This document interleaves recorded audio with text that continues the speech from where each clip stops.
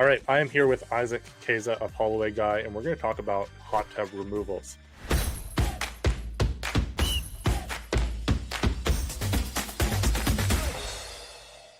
So as a hot tub owner, I've got one that's old. What do I need to do before you guys show up? So ensure the power is turned off from the breaker. Ideally, you need to have an electrician come in and actually disconnect those wires from the breaker. Make sure it's drained. So when we do come in, we can start disassembling it. We're not having to wait on the water to drain. Besides that, you're good to go. Awesome. And what if I have, the hot tub was put in, maybe brought in to the yard, I've got a really tight, spot between my neighbors' houses. What if you can't get it through the gap between the house? What are you guys going to do then?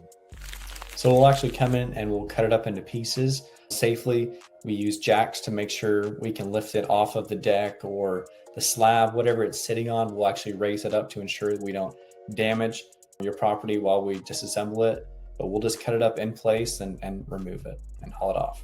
Awesome. So if need be, you can even carry it through the house. Correct. Awesome. That's great. Thank you for your time, Isaac. Thank you.